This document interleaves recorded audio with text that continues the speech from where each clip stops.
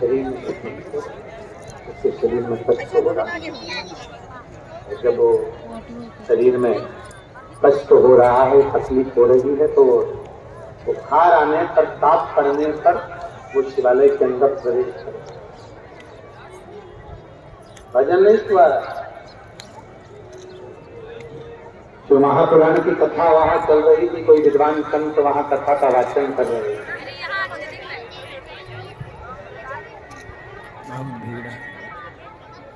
कोई विद्वान संत वहां कथा का वाचन कर रहे थे। शिवालय में देवराज भगवान शंकर को शिवालय में जो चोरी का धन लेकर पहुंचा था, वहां पर कथा चल रही थी और कोई महादेव की जय जय घोष कर रहे थे, हर हर।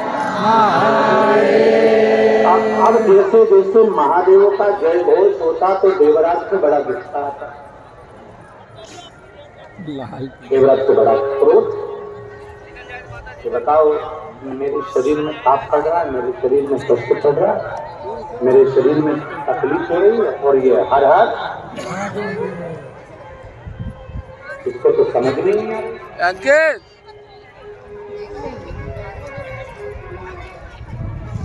जब तक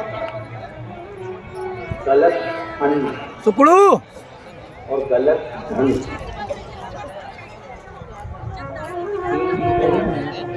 और सावधानी से सुनिएगा, गलत अन्न, गलत धन और गलत नारी का संग जिस व्यक्ति के साथ उसको कभी सत्संग, अंकित, कीर्तन, तीर्थ, साधु या भगवान का नाम उसको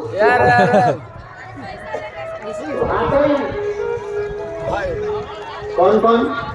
पहला, गलत अन्न, गलत धन और गलत नारी का संग। आपको भगवान, अगर आप गलत अन्न ग्रहण कर रहे हैं तो भगवान की शरणागति आपको ठीक नहीं लगेगी। आप प्योर वाला महाराज कितना भी बोल रहे, साधु संत सन्यासी तपस्वी साधक उपासक कितना भी वर्णन कर दें, ब्राह्मण जन कितना भी वर्णन कर दें, आपको संत की वाणी, गुरु की वाणी अच्छी नहीं लगेगी। दूसरा, गलत धन अगर आपके पास में आ रहा है तो आप, जब आपके पास में धन बढ़ता है, सत्ता बढ़ती है, वैभव बढ़ता है, तो आपको पहले भी कथा में कहा कि आपके 3 मित्र बन जाते हैं।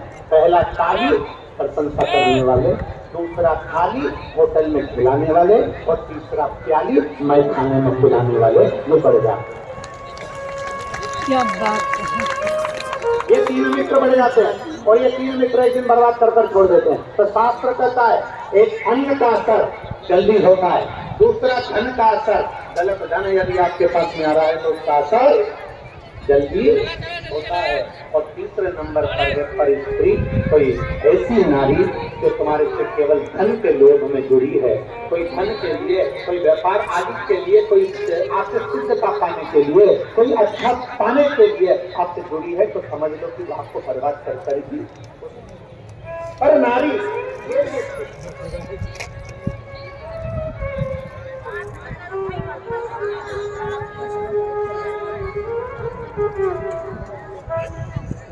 कई लोगों को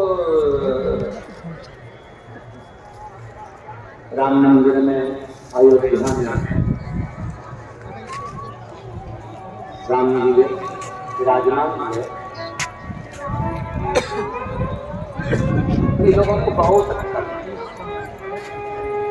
बहुत लोगों ने खूब जय घोष लगाई, खूब जय नारा लगा हुआ, जय जय श्री राम। पूरे भारत में और पूरे विश्व में राम जी के अयोध्या में बैठने की जय जय घोष हुई। माननीय प्रधानमंत्री मोदी जी ने, माननीय उत्तर प्रदेश सरकार के मुख्यमंत्री माननीय योगी जी ने, और सारे साधु सन्यासी तपस्वी साधक उपासक संतों ने भगवान राम जी महाराज को वहां पर विराजमान किया। कईयों को अच्छा लगा, बहुत अच्छा, पर कई ऐसे भी थे जिनको अवध में राम जी बैठ रहे होंगे तो सुहा नहीं रहा होगा, रात की नींद गायब हो गई। कई ऐसे भी, शास्त्र कहता है 3 चीजें जिसके पास में व्यर्थ की आ गई है, समझ लेना, उसको सत्संग नहीं सुहारा, उसको राम नहीं सुहारा, उसको कृष्ण नहीं सुहारा, उसको शिव नहीं सुहारा, उसको भगवान का भजन नहीं सुहारा, उसको स्मरण नहीं सुहारा। आप घर से चले अपना कल्पवास का सामान लेकर, कल्पवास का सामान लिया, लकड़ी ली, संविदा ली, अनाज लिया, अन्न लिया, टेंट लिया, सारा सामान लेकर आप प्रयागराज की पवित्र धरा पर पहुंच गए। और प्रयागराज की पवित्र धरा पर पहुंच गए, मालूम पड़े उस कल्पवास के अंतर्गत आप तो भगवान का भजन कर रहे हो, आप राम नाम जप रहे हो, आप कृष्ण नाम जप रहे हो, आप गंगा का स्नान कर रहे हो, त्रिवेणी संगम में जा रहे हो, दीपदान कर रहे हो, भगवान के विरल भक्ति को धारण कर रहे हो। 1 महीने के लिए आप भगवान का भजन करने के लिए आए हो, 1 महीने के लिए आप प्रयागराज की पवित्र भूमि पर विराजमान हो, शिव नाम, राम नाम, कृष्ण नाम आप जप रहे हो।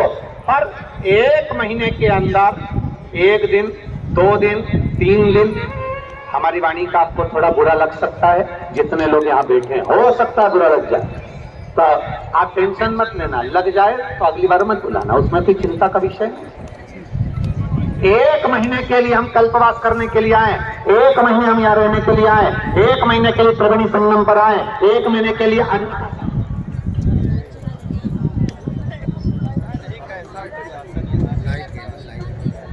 हर महादेव।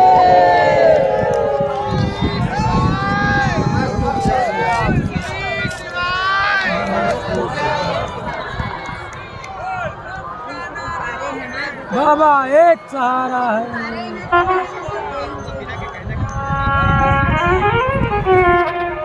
1 महीने के लिए हम कल्पवास करने के लिए आए हैं, 1 महीने के लिए हम अन्न की सामग्री लेकर आए हैं, 1 महीने के लिए हम सारी सामग्री को जुटाकर लेकर यहाँ पहुंचे हैं। अब जरा विचार करिए,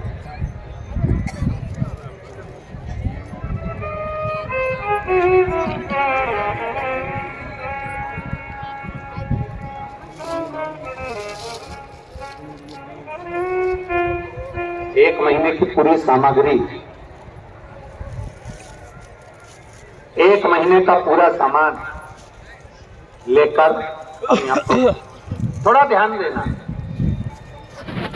आपसे पूछ रहे हैं क्या पूरा 1 महीना में 2 या 3 दिन, 4 दिन, 1 दिन, 1 घंटा, आधा घंटा, 15 मिनट, 20 मिनट, पूरे महीने में 1-2 दिन ऐसे निकलते हैं जो 1-2 दिन हमारा मन कल्पवास में हम रह जरूर रहे होते हैं, पर उस महीने भर में से 2 दिन ऐसे निकलते हैं जिसमें हम भगवान से अपने दिल को जोड़ नहीं पाते।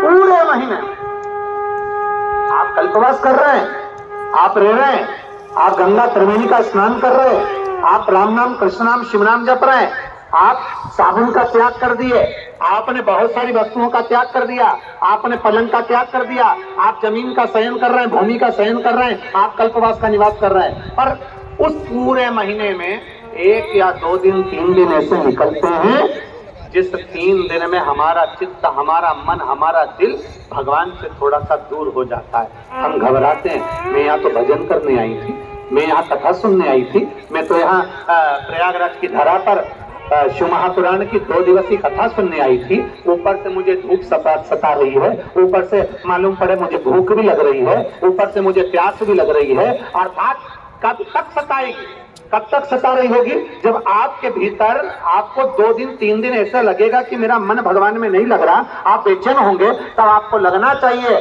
कि मैंने पूर्व में कोई अन्न ऐसा ग्रहण करा होगा, मैंने पूर्व में मेरे पास ऐसा कोई धन आया होगा, जिस धन का उपयोग मैंने करा होगा, इसलिए 2 या 3 दिन मेरा कल्पवास में मन नहीं लगा, मेरा कथा में मन नहीं लगा, मेरा सत्संग में मन नहीं लगा, मैंने कोई धन या अन्न ऐसा ग्रहण कर लिया हो जिसका मुझे इसका फल मुझे प्राप्त नहीं हो रहा। पर धीरे धीरे धीरे धीरे धीरे धीरे आपका मन जब भगवान की कथा में रम जाए, लगने लगे कि हाँ मुझे कथा का तत्व ग्रहण करना है, 2 दिन मुझे कथा का। यहाँ एक बहन बैठी है जिसने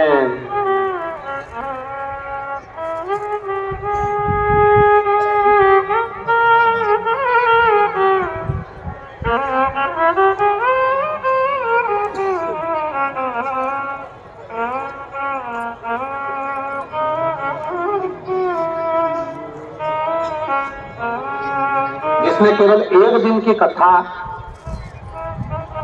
कानपुर की सुनी थी, अन्नू तिवारी। मैं अन्नू तिवारी, पति चंद्रकांता तिवारी, बर्रा 2, कानपुर की निवासी हूँ। कहीं बैठी हैं? आप ही हैं? हाथ हिला दो एक बार। श्री शिवाय नमस्तुभ्यम। जितने लोग एलईडी पर पत्र को पढ़ रहे हो, टीवी पर आस्था चैनल पर पत्र को पढ़ रहे हो, वो टीवी के माध्यम से भी पत्र को पढ़ सकते हैं। मैं अन्नू तिवारी, पति चंद्रकांता तिवारी, बर्रा 2, कानपुर की निवासी हूँ। मेरा मोबाइल नंबर ये है। मैं बाबा की भक्ति का क्या गुणगान करूं गुरुदेव। शिव भगवान के प्रति मेरा भाव कम था, पर बाबा की कृपा से अब मैं भगवान को बहुत मानती हूँ। मैंने कथा पहली बार आपको टीवी पर श्रवण करी है। कथा सुनने का मन मेरा केवल आपको कथा के माध्यम से, टीवी के माध्यम से जुड़ा। जब आप कानपुर में कथा करने आए तब पहली बार आपकी कथा सुनी थी, वो भी केवल एक सुनने का कारण इतना सा था, जिसके मुंह से सुनी थी उसने एक ही बात कही थी कि कहीं पंडाल में बैठकर कथा श्रवण करी जाती है, जो मांगा जाता है बाबा वो देता है। गुरुदेव, मेरी एक बीमारी ऐसी थी जिसके कारणवश मेरे को चक्कर आ जाते थे और सर्वाइकल के कारणवश मुझे तकलीफ बनी रहती थी। मैंने सोचा कि पहली बार में कानपुर में कथा हो रही है, सब कहते हैं कि एक दिन की भी अगर शिव पुराण को सुनने को मिले तो सुनना, उसका फायदा, उसका लाभ मिलता है। मैंने कानपुर की शिव महापुराण की कथा केवल एक दिन की श्रवण करी गुरुदेव, और आज बाबा को धन्यवाद देने का मौका पूज्य गुरुदेव सतुआ बाबा ने दिया है, जिनके पावन प्रांगण में बैठकर मैं यहाँ अपने हृदय से कह सकती हूँ आज मेरी पूरी बीमारी समाप्त हो चुकी है, और मैं बाबा को यहाँ धन्यवाद देने के लिए। अब ठीक है बाबू, एक बार हाथ मिला दो। श्री शिवाय नमस्ते। अरे कथा कहाँ होता है बताए जाएंगे। अरे जेकर कथा हो आई यहाँ के कर कथा बिसरा जी सब जानता है। तू आबा एक नंबर पुल पे आओ बताइए।